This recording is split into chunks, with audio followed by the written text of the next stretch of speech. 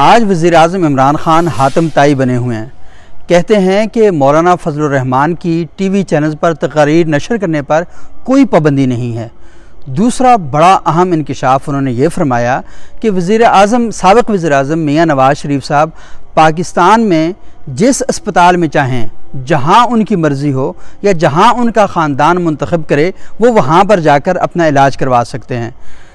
आज वज़ीर-ए-आज़म ने तीसरा बड़ा एहसान ये किया कि हुकूमत की मौलाना फजलुर रहमान के साथ जो मुज़ाकराती कमेटी थी उनसे मुलाकात की और मुलाकात करके कहा कि मौलाना फजलुर रहमान साहब को इजाज़त है कि वो इस्लामाबाद में आके अपना आज़ादी मार्च कर सकते हैं।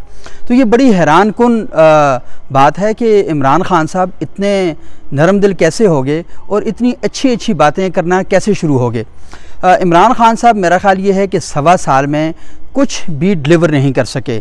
अगर उन्होंने कुछ पॉलिसियाँ बनाई भी हैं तो आवाम तक उनके कोई समरात नहीं पहुँचे। तो इस सारी सूरत हाल में इमरान खान के ऊपर जब इस्लामाबाद में एक धरना आ रहा है तो इमरान खान थोड़े से उस प्रेशर के अंदर आ गए हैं और लोगों का यही कहना है। हाफिज़ हुसैन अहमद साहब जमीयत उलमा इस्लाम फजलुर रहमान ग्रुप के मरकज़ी सेक्रेटरी इत्तलात हैं, तो उनसे मैंने पूछा कि इस वक्त वज़ीर-ए-आज़म हातिम ताई बने हुए तो वजह क्या है। उन्होंने कहा वो हातिम ताई नहीं बने हुए बल्कि वो यू टर्न मास्टर हैं। अगर वो पहले इस धरने की इजाज़त दे देते तो आज उस धरने की इजाज़त को मनसूख कर देते। अगर वो नवाज़ शरीफ साहब को पहले अपनी सेहत के लिए अस्पतालों में जाने की और डॉक्टर से रुजू करने की परमिशन दे देते तो आज मनसूख कर देते। क्योंकि पहले उन्होंने धरने की इजाज़त भी नहीं दी, नवाज़ शरीफ साहब को अपनी इलाज कराने की इजाज़त भी नहीं दी, तो इस वक्त उन्होंने दूसरा रुख इख्तियार किया है और आज धरने की इजाज़त भी दे दी है और उसके साथ साथ नवाज़ शरीफ साहब को इस बात की भी इजाज़त दे दी है कि वो जहाँ से चाहें अपना इलाज करवा सकते हैं।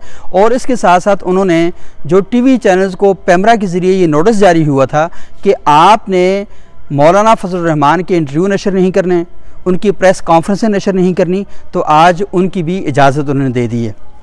तो मेरा ख्याल ये है कि इमरान खान साहब वो जो धरना इस्लामाबाद की तरफ आ रहा है उसके प्रेशर में आते जा रहे हैं और मौलाना फजलुर रहमान ने जो हिकमत अमली इख्तियार की थी वज़ीर-ए-आज़म को और हुकूमत को दबाव में लाने की, वो बड़ी हद तक कामयाब होती जा रही है।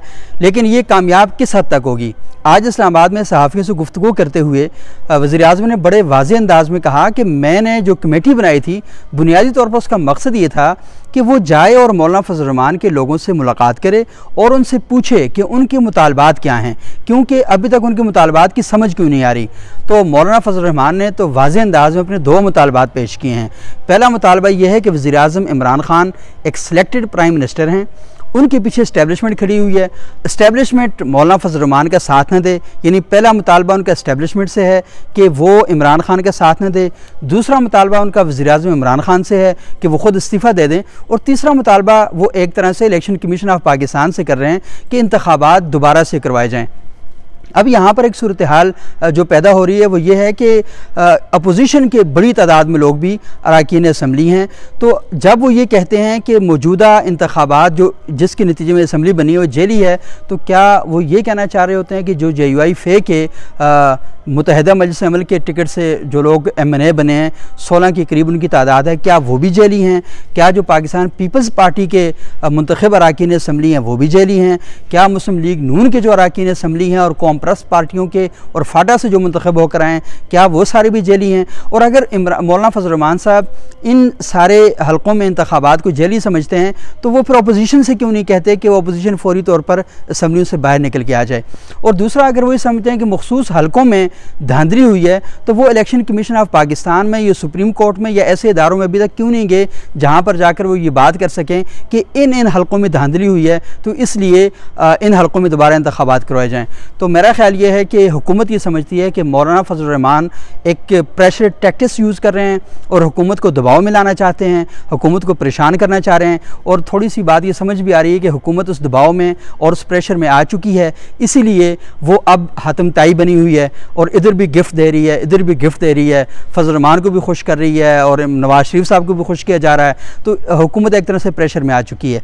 लेकिन उसूली बात यह है कि मौलाना फजलुर रहमान साहब के जो 2 बुनियादी मुतालबात हैं वज़ीर-ए-आज़म इस्तीफ़ा दे, ये तो एक नामुमकिन सी बात है कि वज़ीर-ए-आज़म इस्तीफ़ा दे दें। और दूसरी बात यह है कि दोबारा इंतख़ाबात हों। दोबारा इंतख़ाबात का मुतालबा भी कोई इतना आसान मुतालबा नहीं है कि जिसे ये हुकूमत आसानी के साथ कबूल कर लेगी। तो अब इंतज़ार करते हैं 27 अक्टूबर का, जब पूरे पाकिस्तान में यौम स्याह मनाया जाएगा, और फिर 31 अक्टूबर का जब मौलाना फजल रहमान सखर से एक बड़ी रैली की क़यादत करते हुए इस्लामाबाद की जानिब आएंगे, इस्लामाबाद पहुँचेंगे। तो फिर मौलाना फजल रहमान 1 दिन का आज़ादी मार्च करेंगे, 2 दिन का करेंगे, 10 दिन का करेंगे, यहाँ धरना देंगे, या 126 दिन बैठेंगे। मौलाना का ये कहना है कि वो ऐसा काम नहीं करेंगे जिससे उनके कारकुन थक जाएं। अब डिपेंड इस बात पे करता है कि मौलाना फजल रहमान के कारकुनों का स्टेमिना कितना है, वो कितने बाद थकेंगे। इस पर मौलाना फजल रहमान खामोश हैं। बहरहाल नवंबर का इंतज़ार करते हैं कि नवंबर में क्या सूरत हाल होगी।